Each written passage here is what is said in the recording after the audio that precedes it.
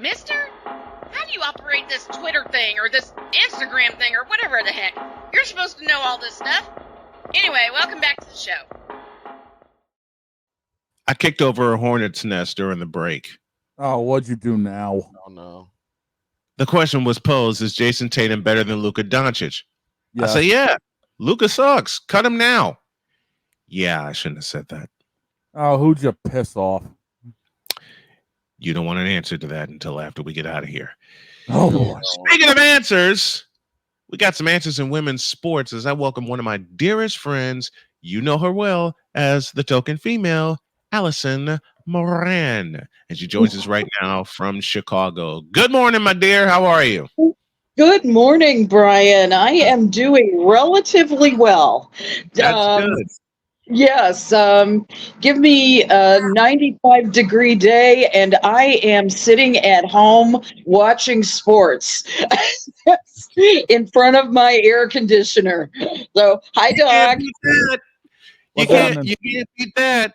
You cannot beat that. No, right. that's what I've been doing ever since the heat wave started. yeah, Maine is just now getting that heat wave, so I'll be joining you guys. Listen, the heat wave hit us in southern Indiana. I looked at Jody, she looked at me, and Jody says to me, "Are you planning to go anywhere?" I took a look outside and I went, "Nope." We went back to bed. Yeah, best place to be, especially we cranked the air up and slept. It's like when you were a Good kid, job, buddy. When you were a kid, you're like, "Hey, Mom, I'm hot," and they're like, "Be still. You'll cool down that way." Wrong answer. Speaking of answers, there were some answers according to Christine Brennan's USA Today article, which came out on Sunday. Over one 24-hour period in Indianapolis, Indiana, 20,689 rose to its feet at Lucas Oil Stadium, a place I'm very familiar with, for the Olympic qualifying trials. And then down the street, you got a sellout of 17,274 at another place I'm familiar with, Gainbridge Fieldhouse, as the Fever topped the sky again. 91-83, Caitlin Clark, 23 points in a masterful performance against Chicago. And I'll tell you what, Allison, we'll start there. The Fever played the most fluid game they have played, even though they own wins over Washington and a couple of other teams. Saturday's game was the most fluid game I've seen them play all year. And you've heard me say on this program, and you were riding shotgun, Aaliyah Boston and Caitlin Clark can be a frightening pick and roll duo. They proved it on Saturday. You mean Sunday? Sunday. Yes, thank you. Sunday. Against the Chicago Sky, definitely. Yeah, the most lethal combination at the worst time for the Chicago Sky. I tell you, and I have some further information about that game. Just this morning, the WNBA announced that game on Sunday at 11 a.m. my time, 12 p.m. your time, the most watched game on any network in 23 years. Overall, 2.25 million viewers. The game peaked with nearly 3 million viewers. And it was the most streamed WNBA game ever. I mean, let's just say this is the time for it is. It's the WNBA time. It's something as Christine Brennan mentioned in the article that all of us who have braved through Title IX from its infancy all the way to now. We have been waiting to see filled stadiums. We have been waiting all this time for the recognition, for the physicality, for the ability to sell tickets. Get this, the Fever and Sky They are, they're going to meet again at Wintrust Arena on the 23rd.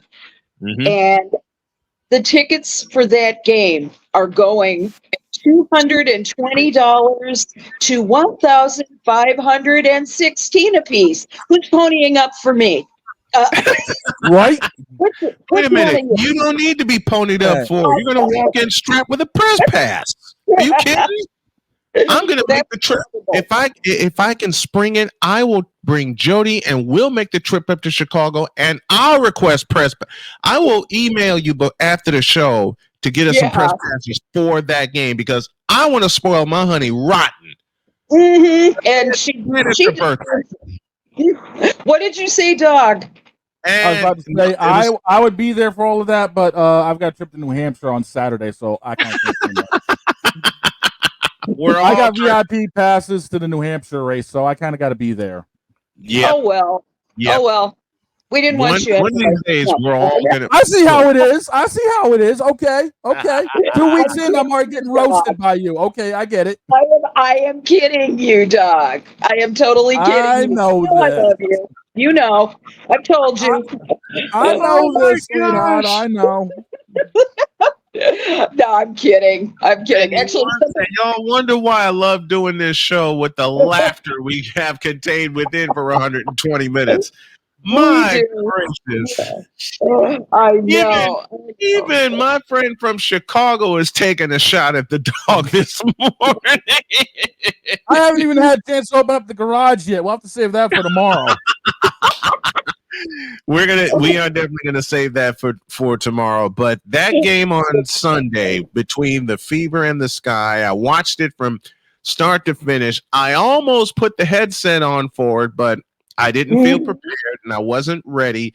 And Jody saw the look in my eyes as they were doing the warm-up show, getting ready, and she leaned over and she says, "You can't do it." And I said, "Why not?" She says, "I know how you prepare and how much time you spend preparing, and especially now with you doing the graphics and all that, and you just weren't ready for it."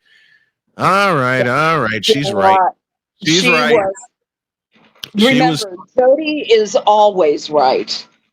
Oh, that's the number one rule in the house. Oh, that's yeah. That's the number one rule in the house. I disobey it from time to time, but that's the number one rule in the house. Always listen to your wife. Your life will be much happier. Always. I mean, she saved my life 3 times. How can I not listen to her all the time? Absolutely. How can I not listen to her all the time? Who is going to save the Sky? I have to say, it's they absolutely are having a time of it. If you saw the press conference, one of the reporters asked her on Friday. So after I think it was their 7th straight loss, now they have like 9 straight losses. And the thing is that she actually walked out of the press conference, threw down her headphones, and said. And just said, didn't say anything actually, but the question was so simple: are you making changes to your lineup? And we got those changes actually on Sunday. They had Lindsey Allen and Kennedy Carter starting instead of Dana Evans and Diamond DeShields, who's been looking for her shot ever since she came back to the Sky and coming off of a serious injury. But the primary thing is that they're not a cohesive unit yet.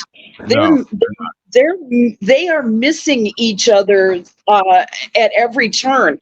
What they really have to be working on is their chemistry. They've got to be working on reading each other and learning how to not be selfish with the ball. they need to play around. I know Angel Reese at one point was grousing about how Marina Mabry had the ball but wasn't able. But she was open. Marina didn't pass to her, but tried to take the outside shot herself, and things like that. Little things like that. If they can improve their chemistry, they could have maybe not a contender, but I would have given them mid-pack instead of being close to the bottom at this point. And the thing is that unlike their championship year, you can't build around a team, any one person on this team. They are not superstars. They are workaday people. Angel and Camilla, both of them, they are way too young to lead the team. They don't know. They don't know yet how to command the floor. Excuse me. And it bothers me because they could be good. I'm very frustrated with them. It's a very tough thing. They are. I think that Teresa Weatherspoon said it best when she said, "What's the answer? Play 40 minutes of basketball. That down the stretch is the worst.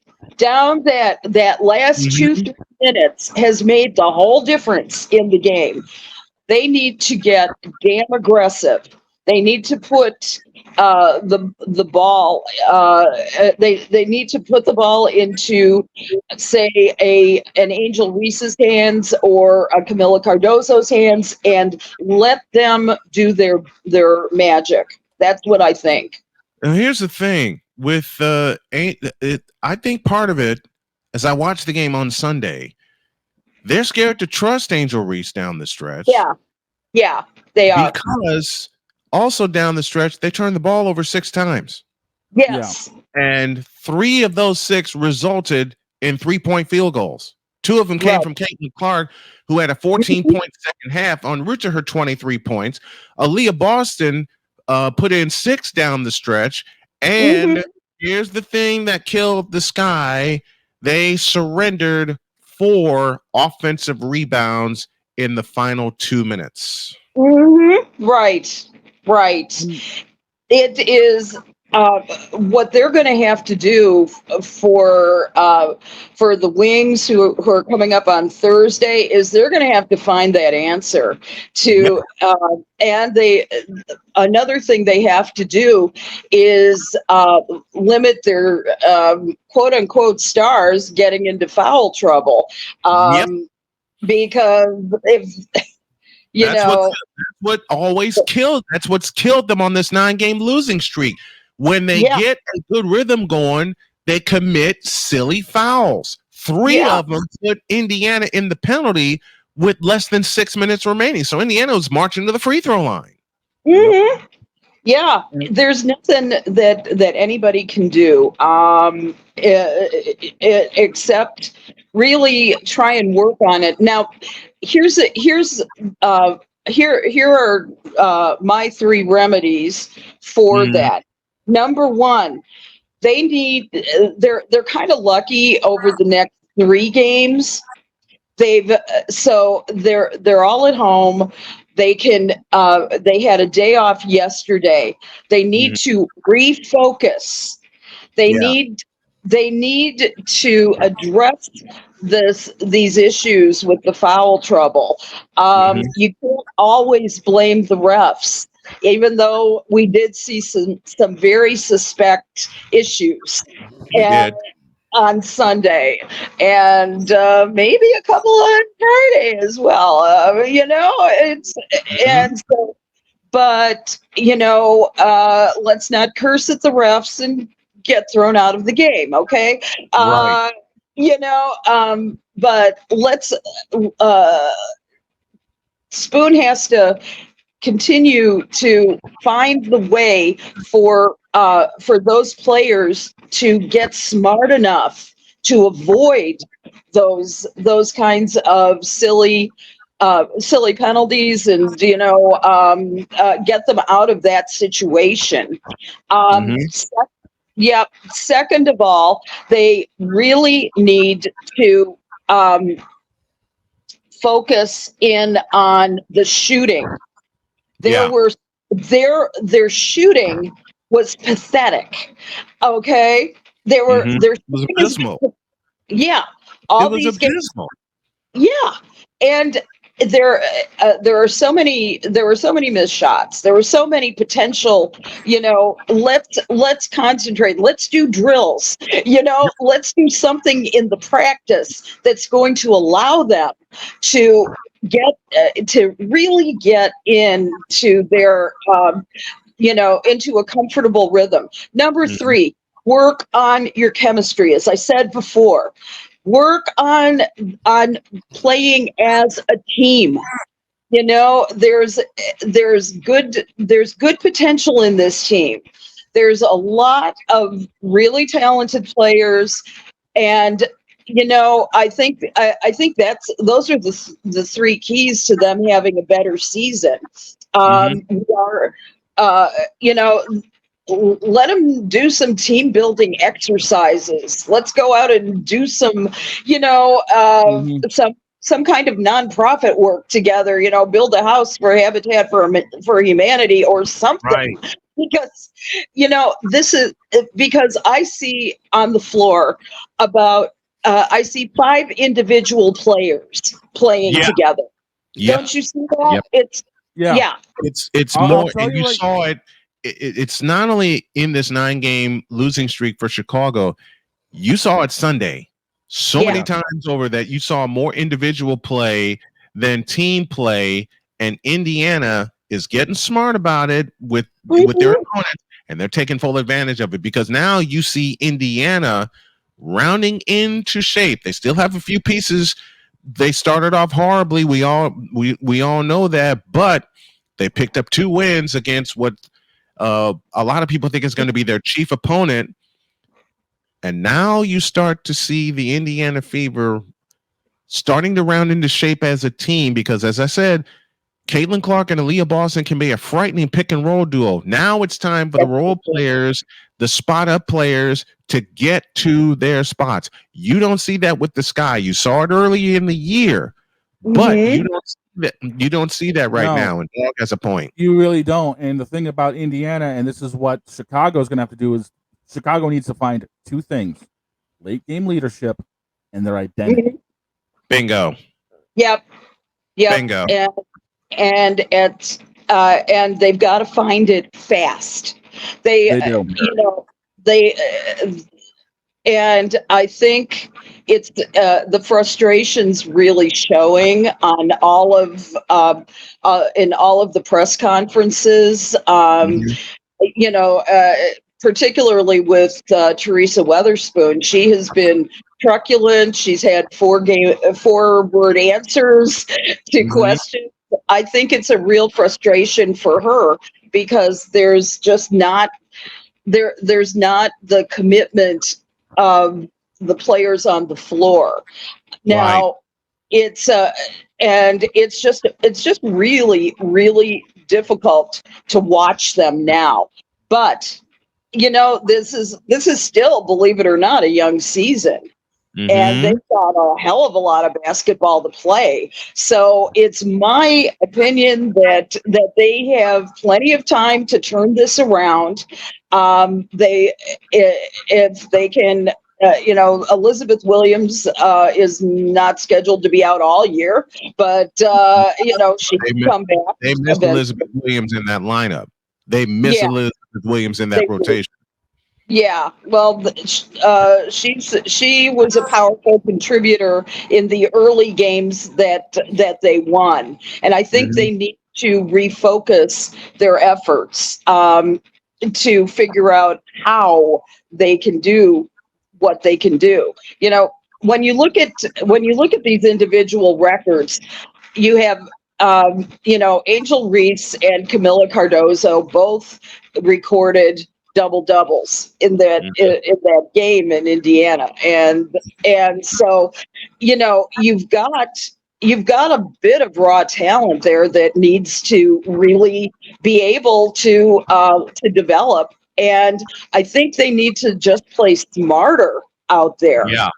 Yeah. They're much smarter, and God Almighty, yeah. Otherwise, it's going to be fairly embarrassing. Mm-hmm. Yeah. They're heading for a long season if they don't solve this losing streak. Dallas comes into Chicago on Thursday. A couple of breaking news points, thanks to Droid in the back for us. Expansions for the PWHL not until 2026. And I can understand why. They just had an incredible first season. They want to build. They want to build on that, and just let them play. Let me remind you, though, what it takes for an expansion franchise. Let me take it takes A, sponsorship, B, creating that management team, creating the excitement in the city where there's going to be that expansion. There's a year's worth of work in there, Brian. There is. Yep, somebody had emailed me off camera about that a while ago, with regard to the expansion in the WNBA. I don't see any reason why the Valkyries have to wait until 2026 to play. Well, here's the reason. You have to not just get your approvals for the franchise and put up all that money. You've got to build that excitement and figure out different revenue streams and different TV streams, to make all that money that's necessary. You've got to have a draft. You've got to figure out which team, which people you're going to have, if the draft works another way, what are the teams willing to give up for your special draft? Absolutely. You have to do all that. And so that is a year-long process at minimal. Then you've got to get you've got to build the excitement throughout the PWHL to get tickets bought and venue, all those things. Everything. It's a year. You just said it, Allison. It's a years. Note the plural. Years long process. That's why the WNBA is headed for expansion. They've already got Toronto on the radar. Targets include Kansas City, Memphis, and Miami. And I would love to see a WNBA team in Kansas City to honor the old Kansas City Kings. I would too. Right. Memphis and Miami, they can wait a little bit because they have to regenerate the success for the Miami Heat and also the Memphis Grizzlies. Okay. And remember, it started in Vancouver. So they may go across the border. Something may change with those selection cities, and they may go across the border depending on how Toronto performs. But because Toronto's already on the radar, Golden State is ready to go. Golden State, they got $1 billion place in the Chase Center, which I hope to be there for the All-Star Game 2025. And I'm coming with you. I'm bringing a lot of people with me when I'll call that game with you for 2025 for the All-Star Game in the Bay Area. But it's like it's a my brother. Yep, a years long process. It's a years long process. But what if they could? George just said in the back, Montreal or Vancouver could be a landing spot because they're appreciating more basketball north of the border. They are really appreciating basketball north of the border. Vancouver, I think the Vancouver Grizzlies moved too quickly, and this is how we'll close up shop. I think the Vancouver Grizzlies moved too quickly from Vancouver because they were just at the point where they were starting to generate some buzz.